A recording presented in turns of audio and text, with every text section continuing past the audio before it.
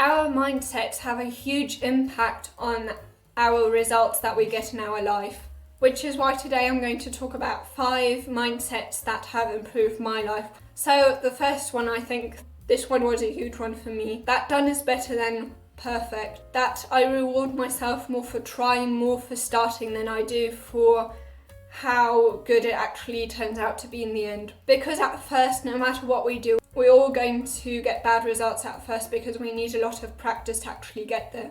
Thinking that quantity actually leads to quality. What happens to very many people, especially if they're perfectionists, that they never start in the first place because they have these high expectations that the very first time already has to be incredibly good, which is basically unattainable. For example, one way in which that improved my life was, for example, this YouTube channel here wouldn't have started if I was trying to make the perfect video. You've probably noticed they're not perfect. They're probably still pretty bad, but at least I've started. The reason why it makes it easier to start, it makes it less likely for us to procrastinate, is that with any good habit, what you want to do is decrease friction between your intention and your action.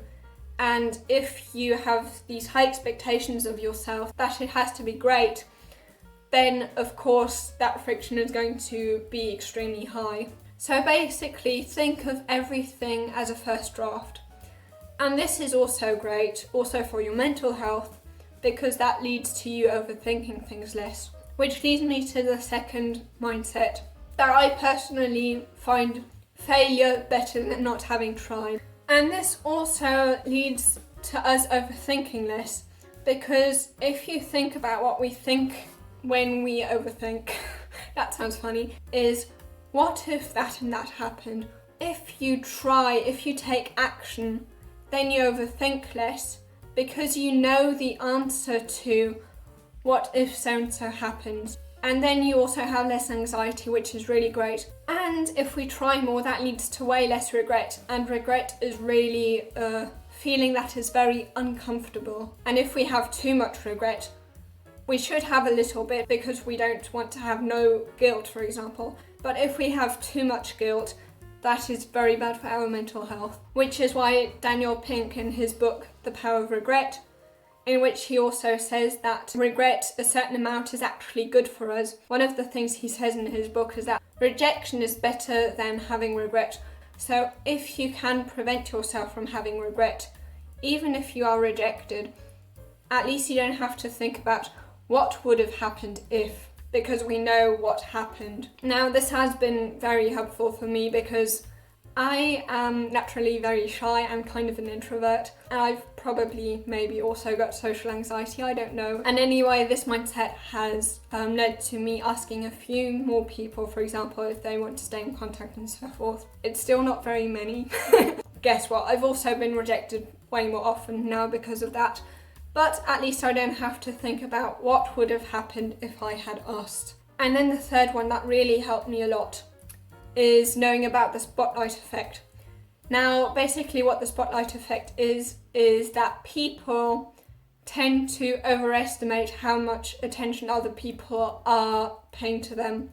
They tend to think that everyone is judging them, but actually most people are so busy, ironically, thinking about what other people think of them that they don't actually think much about other people, simply because they think about what others think about them more than they have an opinion about other people. There's this really funny quote that goes something like, children and teenagers really care about other opinions a lot, adults don't care as much, and then when you become kind of old, you realise that no one actually ever had the time to actually have a strong opinion about you. Now, the way this helped me is also less social anxiety because you don't feel judged the whole time. But it also helped me a lot with presenting, because if you're in your head a lot when you're presenting, if you're thinking about what are other people thinking about me right now, then you're going to be very nervous. It's probably going to go wrong. Whereas if you just kind of switch your brain off, this sounds kind of stupid, but if you kind of switch your brain off a bit, at least when it comes to other people, what other people think about you, then it's going to be way more easier for you to be more confident. And then the fourth one, that is a huge one, is reframing stress. There's so much talk around how stress is so bad for us, how we want to make sure that we reduce our stress levels, but actually that's only the case with chronic stress, that it's bad for our health. Acute stress is actually very good for our health.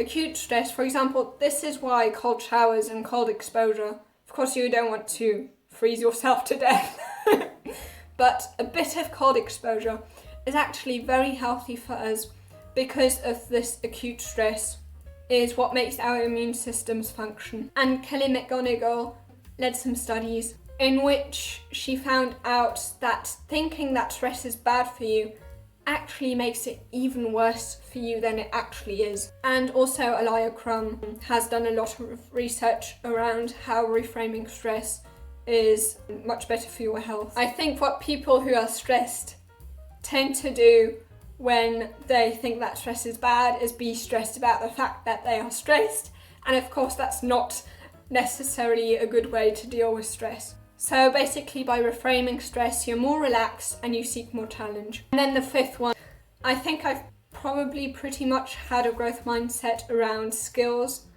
and school as long as I can remember. I didn't ever have a fixed mindset around that. So basically what a growth mindset is thinking that you can improve, that you can grow, that you can influence the results you get by how hard you work, for example. And I think this is for a big part which made me very good at school. I got pretty good grades because I studied a lot, because I had this growth mindset. And also when it comes to some skills I've got, for example, dancing and painting, because I've always thought that I can get better. The kind of dance style I dance is a dance style that actually takes a lot of time to learn. And so basically it was very difficult to get classes and I had to teach myself.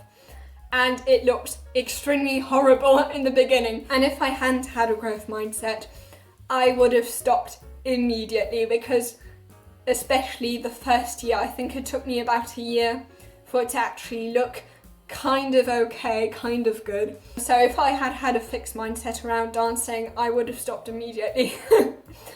Now if you want to know more about the growth mindset, you can watch this video here.